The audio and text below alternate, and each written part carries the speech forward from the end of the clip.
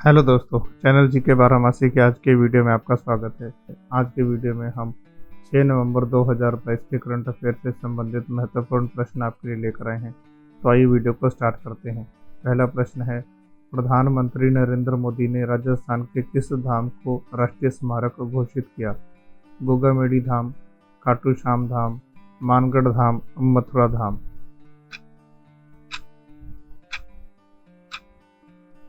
दोस्तों, इसका सही जवाब है मानगढ़ धाम। प्रधानमंत्री नरेंद्र मोदी ने राजस्थान के मानगढ़ धाम को राष्ट्रीय स्मारक घोषित किया है। अगला प्रश्न है, नीति आयोग ने देश की 75 सफल महिला उद्यमियों की किस बुक के चौथे संस्करण का लोकार्पण किया? India for you coffee table book, innovation for you coffee table book, inverter for you coffee table book, agriculture for you coffee table book.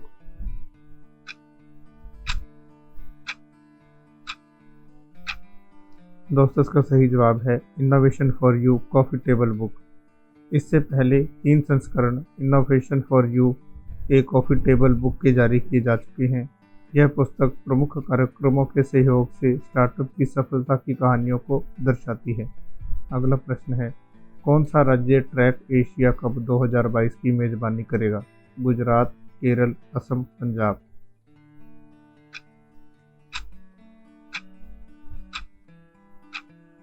दोस्तों, इसका सही जवाब है केरल।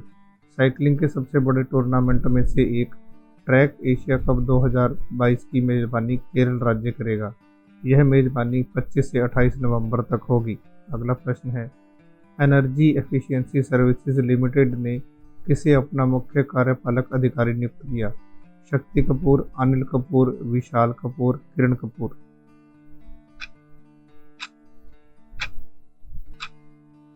दोस्तों, इसका सही जवाब है विशाल कपूर। विशाल कपूर को एनर्जी एफिशिएंसी सर्विसेज लिमिटेड ने अपना प्रमुख कार्यपालक अधिकारी नियुक्त करने की घोषणा की है। इससे पहले इन्होंने बिजली मंत्रालय में संयुक्त सचिव के रूप में अपना कार्यकाल पूरा किया है। अगला प्रश्न है, किस भारतीय क्रिकेटर ने T20 विश्व कप के इतिहास में 3 या अधिक अर्धशतक बनाने वाले पहले खिलाड़ी हैं? अजिंक्य रहाणे, दिनेश कार्तिक, विराट कोहली, अनिल कुंबले।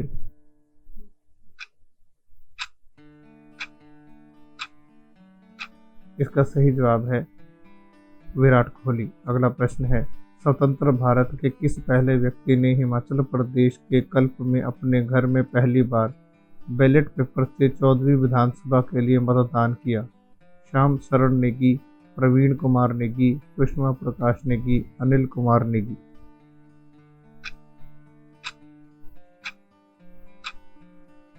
दोस्तों, इसका सही जवाब है श्याम शरण नेगी। पद्म भूषण से सम्मानित इला भट्ट जी का निधन हो गया। वे किस संस्थान की फाउंडर रही हैं?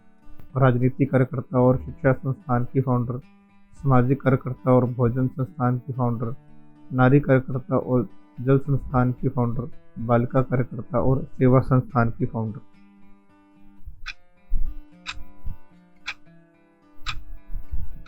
इसका सही जवाब है सामाजिक कार्यकर्ता और भोजन संस्थान की फाउंडर। अगला प्रश्न है, निम्न में से किस कंपनी ने भारत का पहला रिस्पॉन्सिबल स्टील सर्टिफिकेशन प्राप्त किया है? GSW steel, Jindal steel, ESL steel limited, Tata steel limited.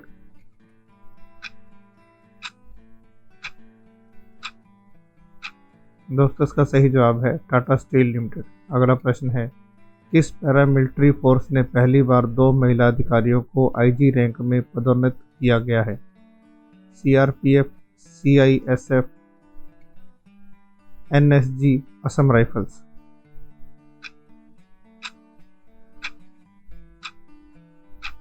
दोस्तों, इसका सही जवाब है CRPF। महिला अधिकारी सीमा धुंडिया और एनी अब्राहम को केंद्रीय रिजर्व पुलिस बल ने महानिरीक्षक के पद पर पदोन्नत किया है, जो 1987 में पहली बार CF में शामिल हुई थी।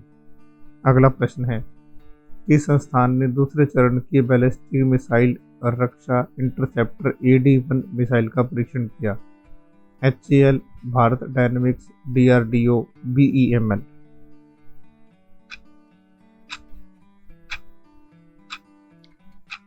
दोस्तों, इसका सही जवाब है DRDO।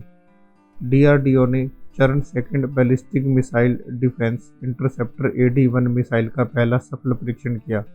इस मिसाइल का परीक्षण ओडिशा के तट पर APJ अब्दुल कलाम द्वीप से किया गया। AD-1 एक लंबी दूरी की इंटरसेप्टर मिसाइल है। अगला प्रश्न है, कौन सा केंद्रीय मंत्रालय पोषक तत्व आधारित सब्सिडी योजना से जुड़ा है?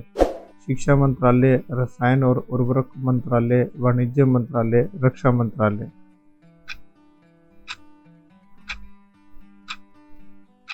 दोस्तों इसका सही जवाब है रसायन और उर्वरक मंत्रालय। अगला प्रश्न है, शिक्षा मंत्रालय के परफॉर्मेंस ग्रेडिंग इंडेक्स के अनुसार 2020-21 में कितने राज्यों ने लेवल 2 ग्रेडिंग हासिल की? 7, 5, 3, 2।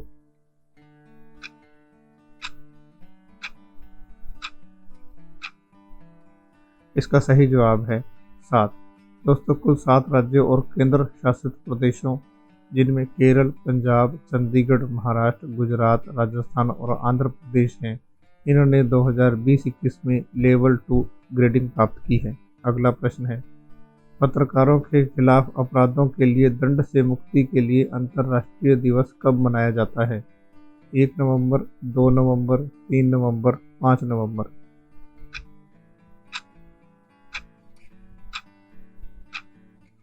इसका सही जवाब है 2 नवंबर। संयुक्त राष्ट्र महासभा ने 2013 से 2 नवंबर को पत्रकारों के खिलाफ अपराधों के लिए दंड समाप्त करने के लिए अंतर्राष्ट्रीय दिवस के रूप में मनाया गया। यह तारीख 2 नवंबर 2013 को माली में 2 पत्रकारों की हत्या के उपलक्ष्य में चुनी गई थी। अगला प्रश्न है, भारत ने किस देश के साथ आर्थिक सहयोग और व्यापार समझौते पर हस्ताक्षर किए हैं? दक्षिण कोरिया, फ्रांस, तुर्की, ऑस्ट्रेलिया।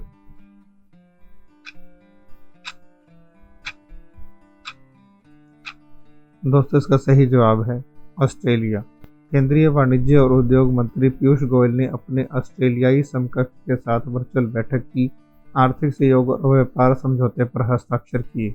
ये समझौता अप्रैल 2022 में किया गया था। अगला प्रश्न है, नागरिकता अधिनियम जिसके तहत 3 देशों के अल्पसंख्यकों को नागरिकता दी जाएगी किस वर्ष अधिनियमित किया गया था? 1949, 1952, 1955, 1965।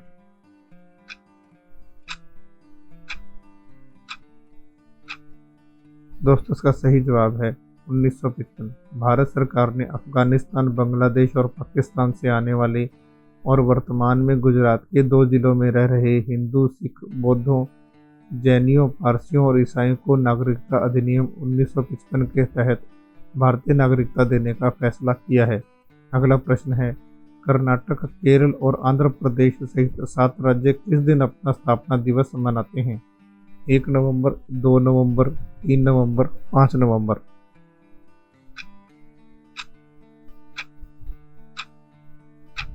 दोस्तों इसका सही जवाब है 1 नवंबर। छत्तीसगढ़, पंजाब, हरियाणा, मध्य प्रदेश, कर्नाटक, केरल और आंध्र प्रदेश और केंद्र शासित प्रदेश चंडीगढ़, लक्षद्वीप और पांडुचेरी सहित 7 राज्य 1 नवंबर को अपनी वर्षगांठ मना रहे हैं। अगला प्रश्न है, संयुक्त अरब अमीरात के शारजहां शहर के शासक शेख सुल्तान अल कासमी ने शारजहां अंतर्राष्ट्रीय पुस्तक मेले के किस संस्करण का उद्घाटन किया? 36वां, 28वां, 41वां, 55वां।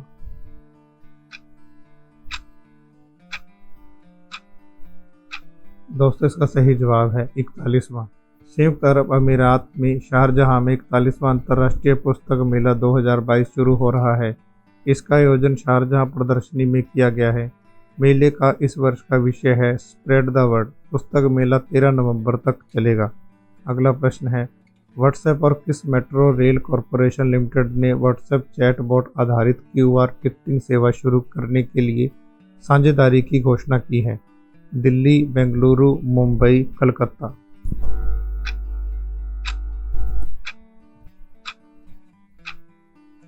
दोस्तों इसका सही जवाब है बेंगलुरु।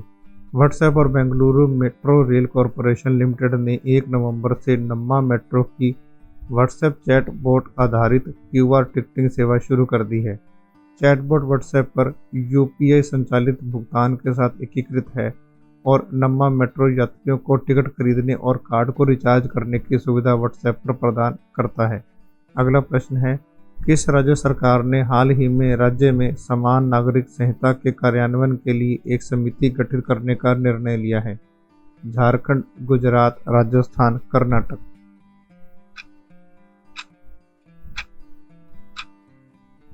दोस्तों इसका सही जवाब है गुजरात। अगला प्रश्न है, चिनाब व्हाइट वाटर राफ्टिंग महोत्सव किस राज्य केंद्र शासित प्रदेश में शुरू हुआ?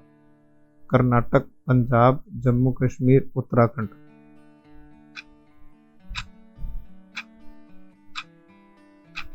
दोस्तों इसका सही जवाब है जम्मू और Kashmir. Chenab white water rafting festival का उद्घाटन उपायुक्त डोडा विशेष पाल महाजन और एसएसपी डोडा अब्दुल क्यूम ने प्रेम नगर के शिबनोट इलाके में किया।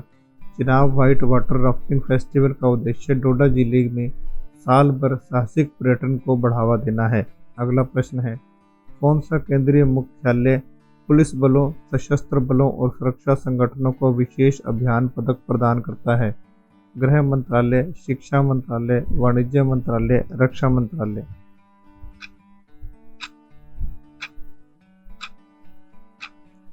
दोस्तों इसका सही जवाब है गृह मंत्रालय। देश के 5 राज्यों के 63 पुलिसकर्मियों को वर्ष 2022 के लिए केंद्रीय गृह मंत्री के विशेष अभियान पदक के लिए नामित किया गया है। अगला प्रश्न है, नागरिक उड्डयन महानिदेशालय ने मोपा हवाई अड्डे को उड़ान संचालन शुरू करने में सक्षम बनाने के लिए हवाई अड्डा लाइसेंस प्रदान किया है। मोपा हवाई अड्डा निम्न में से किस राज्य में स्थित है? गोवा, उड़ीसा, असम, महाराष्ट्र।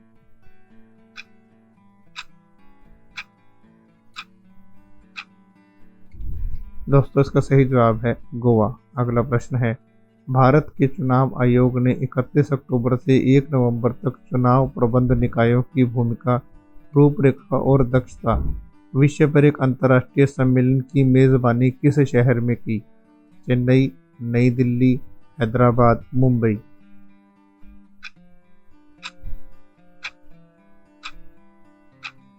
दोस्तों इसका सही जवाब है नई दिल्ली। अगला प्रश्न है, अक्टूबर 2022 में लुइस इनासियो लूला डा सिल्वा को किस देश के राष्ट्रपति के रूप में नियुक्त किया गया? इक्वाडोर, ब्राजील, चिले, पेरू।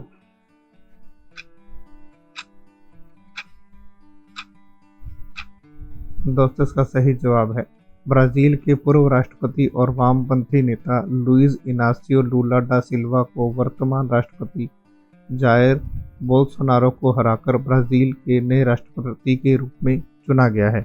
अगला प्रश्न है, न्यूक्लियराइजेशन ऑफ इंडिया नामक द्विभाषी पुस्तक फ्रेंच और अंग्रेजी में किसने लिखी? एलेन रोपापोर्ट, रेने नाबा, फ्रैंक थेलियेज, एनी एनॉक्स।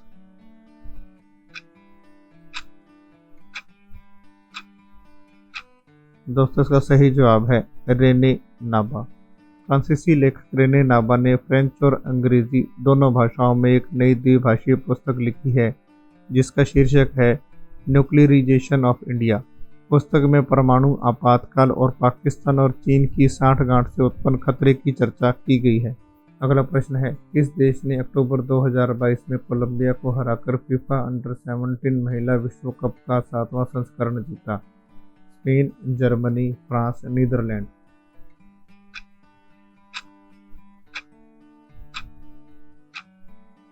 दोस्तों इसका सही जवाब है स्पेन। फीफा अंडर 17 महिला विश्व कप के 7वें संस्करण की मेजबानी भारत के 3 शहरों भुवनेश्वर के कलिंग स्टेडियम, मडगांव गोवा में पंडित जवाहरलाल नेहरू स्टेडियम और नवी मुंबई महाराष्ट्र में डीवाई पाटिल स्टेडियम में 11 से 30 अक्टूबर तक की गई। टूर्नामेंट का खिताब स्पेन ने कोलंबिया को 1-0 से हराकर जीता। स्पेन ने इससे पहले 2018 में यह खिताब जीता था। अगला प्रश्न है, अक्टूबर 2022 में जेनेटिक इंजीनियरिंग मूल्यांकन समिति ने व्यावसायिक खेती के लिए स्वदेशी रूप में विकसित डैश के लिए पर्यावरण मंजूरी प्रदान की? जीएम मक्का, बीटी कपास, बीटी बैंगन, जीएम सरसों।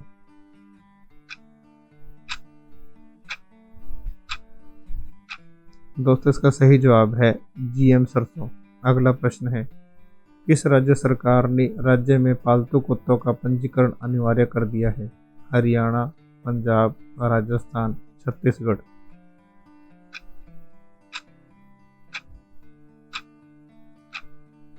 दोस्तों इसका सही जवाब है हरियाणा।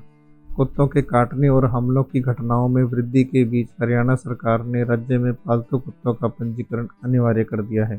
अगला प्रश्न है, कौन सा भारतीय क्रिकेटर दुनिया का नंबर 1 T20 बल्लेबाज बन गया है? विराट कोहली, सूर्य कुमार यादव, रोहित शर्मा, KL राहुल।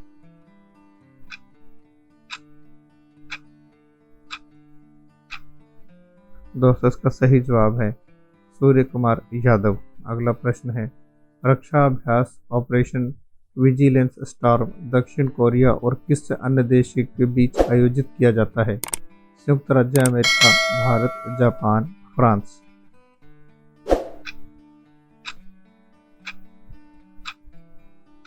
दोस्तों इसका सही जवाब है संयुक्त राज्य अमेरिका। ऑपरेशन विजिलेंस स्टॉर्म एक रक्षा अभ्यास है जो संयुक्त राज्य अमेरिका और दक्षिण कोरिया के बीच आयोजित किया जाता है।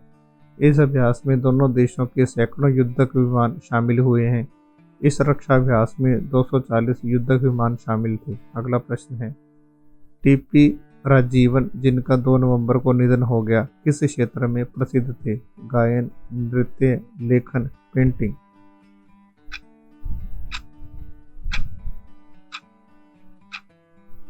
दोस्तों इसका सही जवाब है लेखन। TP राजीवन मलयालम अंग्रेजी के जाने माने कवि, पटकथा लेखक और उपन्यासकार थे। वह प्रतिष्ठित केरल साहित्य अकादमी पुरस्कार सहित कई अन्य पुरस्कारों से सम्मानित थे। उन्होंने कविता, यात्रा वृत्तांत, उपन्यास, पटकथा लेखन आदि साहित्य की विभिन्न विधाओं में अहम योगदान दिया था। अगला प्रश्न है, भारत ने ऑस्ट्रेलिया को हराकर सुल्तान ऑफ जोहर कप 2000 जीता। सुल्तान ऑफ जोहर कप किस खेल से संबंधित है? Badminton, tennis, hockey, football.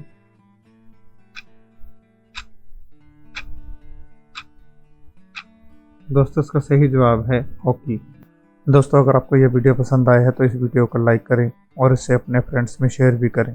अगर आप हमारे चैनल को पहली बार विजिट कर रहे हैं तो चैनल को सब्सक्राइब करना न भूलें, क्योंकि डेली करंट अफेयर से संबंधित महत्वपूर्ण प्रश्न हम आपके लिए लाते रहते हैं। मिलते हैं एक नेक्स्ट वीडियो के साथ, तब तक के लिए गुड डे।